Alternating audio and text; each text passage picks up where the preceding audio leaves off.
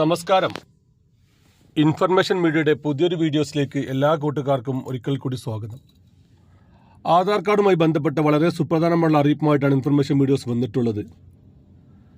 2025 August 5 മുതൽ എന്തെല്ലാം കാര്യങ്ങൾ ആധാർ കാർഡിൽ ശ്രദ്ധിക്കണം, അതുപോലെ തന്നെ ആധാർ കാർഡുമായി ബന്ധപ്പെട്ട കാര്യങ്ങൾക്ക് നമ്മൾ അക്ഷയ കേന്ദ്രങ്ങളിലോ അതല്ലെങ്കിൽ നമ്മൾ മറ്റ് ഓൺലൈൻ സെൻ്ററുകളിലോ പോകുമ്പോൾ നമ്മുടെ ആധാർ കാർഡ് എങ്ങനെ സുരക്ഷിതമാക്കാം, അതിലേക്ക് വരുന്ന OTP ചിലപ്പോൾ നമ്മൾ അക്ഷയ കേന്ദ്രങ്ങൾ നൽകേണ്ടി വരും. അങ്ങനെയുള്ള സമയങ്ങളിൽ നമ്മൾ എന്തെല്ലാം കാര്യങ്ങൾ ശ്രദ്ധിക്കണം, അതുപോലെ തന്നെ ആധാറുമായി ലിങ്ക് ചെയ്ത മൊബൈൽ നമ്പറിൽ എന്തെല്ലാം കാര്യങ്ങൾ ശ്രദ്ധിക്കണം, പെൻഷൻ അടക്കമുള്ള നമ്മുടെ ആധാർ കാർഡിൽ വരുന്ന അല്ലെങ്കിൽ ആധാർ കാർഡുമായി ലിങ്ക് ചെയ്ത ബാങ്ക് അക്കൗണ്ടിൽ വരുന്ന പണം നഷ്ടപ്പെടാതെ സൂക്ഷിക്കാൻ എന്തെല്ലാം കാര്യങ്ങൾ ചെയ്യണം എന്നതിനെക്കുറിച്ചെല്ലാം വളരെ വിശദമായി നോക്കാം.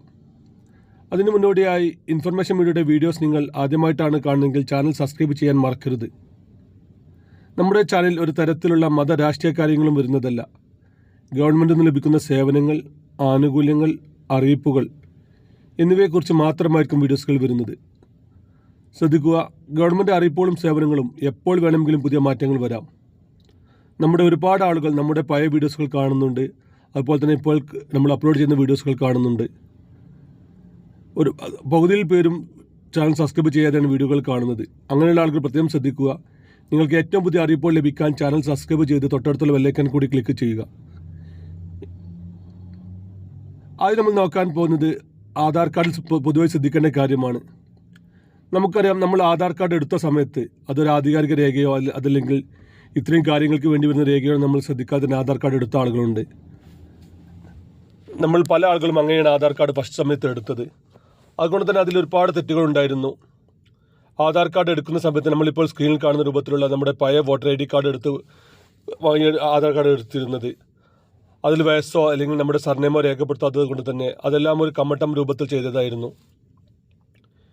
പിന്നീട് അങ്ങോട്ട് സർക്കാരിൻ്റെ ഏത് കാര്യങ്ങൾക്കും ഏത് ആനുകൂല്യങ്ങൾക്കും ഏത് അപേക്ഷകൾക്കും ആധാർ കാർഡ് നിർബന്ധമാവുകയും അപ്പോഴാണ് ആധാർ കാർഡിലെ ചെറിയ ചെറിയ തെറ്റുകൾ പോലും നമുക്ക് വലിയ വലിയ ബുദ്ധിമുട്ടുകൾ അനുഭവപ്പെട്ടത്. അതുകൊണ്ട് തന്നെ ആധാർ കാർഡിലെ തെറ്റുകൾ പെട്ടെന്ന് തന്നെ തിരുത്തുക എന്നുള്ളതാണ് നമ്മൾ ആദ്യം ശ്രദ്ധിക്കേണ്ടത്. നമ്മുടെ പേര്, അതുപോലെ തന്നെ നമ്മുടെ date of birth, address, phone നമ്പറുകൾ എന്നിവയെല്ലാം കറക്റ്റായി തന്നെ രേഖപ്പെടുത്തി വെക്കുക. അത് നമുക്കൊരു ആവശ്യം വരുന്നതിന് മുമ്പ് തന്നെ ചെയ്യുക. അതായത് നമ്മളിപ്പോൾ ഒരു പെൻഷൻ മസ്റ്ററിങ്ങിന് പോകുന്ന സമയത്തായിരിക്കും നമുക്ക് ആധാർ കാർഡിലെ തെറ്റുകൾ ബുദ്ധിമുട്ടാവുക. അതല്ലെങ്കിൽ PM കിസാനുമായി അപേക്ഷ കൊടുക്കുന്ന സമയത്തായിരിക്കും നമുക്കത് ബുദ്ധിമുട്ട് വരിക. അങ്ങനെ ഒരു ആവശ്യങ്ങൾക്ക് കാത്തു നിൽക്കാതെ തന്നെ നമ്മുടെ ആധാർ കാർഡിൽ എന്തെങ്കിലും രൂപത്തിലുള്ള തെറ്റുകളുണ്ടെങ്കിൽ അത് ആദ്യം തന്നെ തിരുത്താൻ ശ്രദ്ധിക്കുക. നിങ്ങളുടെ തൊട്ടടുത്തുള്ള അക്ഷയ കേന്ദ്രങ്ങളിലെല്ലാം ആധാർ കാർഡിലെ തെറ്റുകൾ തിരുത്താനുള്ള സൗകര്യമുണ്ടായിരിക്കും. അവിടെ നിന്ന് നിങ്ങൾക്ക് 30-50 രൂപ കൊടുത്ത് അത് തെറ്റുകൾ തിരുത്താൻ സാധിക്കും. അതിനവർ പറയുന്ന രേഖകൾ ചിലപ്പോൾ ഹാജരാക്കേണ്ടി വരും. അതിന് ചിലപ്പോൾ കാലതാമസം ഉണ്ടായേക്കാം. ഇങ്ങനെയുള്ള കാര്യങ്ങളെല്ലാം നമ്മൾ തന്നെ മുൻകൂട്ടി കണ്ട് അതിനുള്ള കാര്യങ്ങളെല്ലാം നമ്മൾ റെഡിയാക്കി വെക്കുക. അതുപോലെ തന്നെ ശ്രദ്ധിക്കേണ്ട മറ്റൊരു വിഷയമാണ്, നമ്മൾ ആധാർ കാർഡുമായി നമ്മൾ അക്ഷയ കേന്ദ്രങ്ങളിലോ അതല്ലെങ്കിൽ നമ്മൾ തൊട്ടടുത്തുള്ള ഓൺലൈൻ സെൻ്ററുകളിലോ ചെല്ലുന്ന സമയത്ത് നമ്മുടെ ആധാർ കാർഡ് അവർ ആവശ്യപ്പെട്ടേക്കാം. അത് സ്കാൻ ചെയ്ത് അവർ ഉപയോഗിക്കുന്നുമുണ്ടാകും.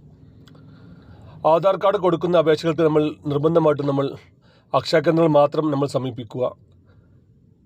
ഓൺലൈൻ സെൻ്ററുകളിൽ ചിലപ്പോൾ അത് ദുരുപയോഗം ചെയ്യാൻ സാധ്യതയുണ്ട്. പല കാര്യങ്ങൾക്കും നമ്മുടെ ആധാർ കാർഡ് അവർ അവിടെ എടുത്തു വെക്കുകയും പിന്നീട് ചെറിയ ചെറിയ കാര്യങ്ങൾക്ക് അത് ഉപയോഗിക്കുകയും ചെയ്യും.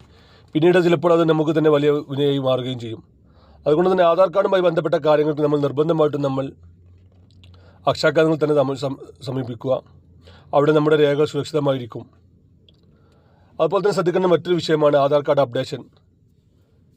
2 വർഷത്തിൽ ഒരിക്കലെങ്കിലും നമ്മുടെ ആധാർ കാർഡ് ഒന്ന് അപ്ഡേറ്റ് ചെയ്യുക. അതുമൂലം നമുക്ക് ഫിംഗർ പ്രിൻ്റ് ലഭിക്കാൻ വളരെ എളുപ്പമായിരിക്കും.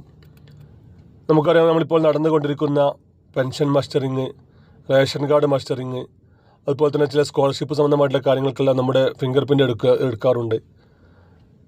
അത് മാച്ച് ആവാത്ത ഒരുപാട് ആളുകളും ഉണ്ടാവാറുണ്ട്. അതിന് പ്രത്യേക കാരണം നമ്മൾ ആധാർ കാർഡ് അപ്ഡേറ്റ് ചെയ്യാത്തത് കൊണ്ടാണ്. ആധാർ കാർഡെല്ലാം അപ്ഡേറ്റ് ചെയ്ത് കറക്റ്റായി തന്നെ സൂക്ഷിക്കുക. അതിലേക്ക് വരുന്ന OTP മറ്റ് കാര്യങ്ങളെല്ലാം വളരെ സൂക്ഷ്മതയോടെ തന്നെ നമ്മൾ നൽകുക.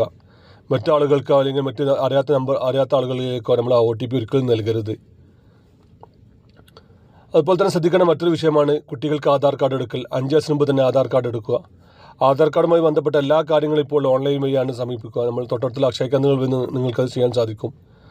അക്ഷയ കേന്ദ്രങ്ങൾ തിരക്കുള്ള സമയങ്ങളിലും അത് ഉപയോഗപ്പെടുത്തുക. നമുക്കൊരാവശ്യം വരാൻ കാത്തു നിൽക്കാതെ തന്നെ നമ്മുടെ ആവശ്യങ്ങൾ മുൻകൂട്ടി കണ്ട് തന്നെ ആധാർ കാർഡ് എല്ലാ കാര്യങ്ങളും നമ്മൾ റെഡിയാക്കി വെക്കുക. ആധാർ കാർഡിൽ തെറ്റുതിരുത്താനും ഇപ്പോൾ മുതിർന്ന ആളുകൾക്ക് പുതിയ ആധാർ കാർഡ് എടുക്കാനുമെല്ലാം ഇപ്പോൾ വളരെ ബുദ്ധിമുട്ടാണ്.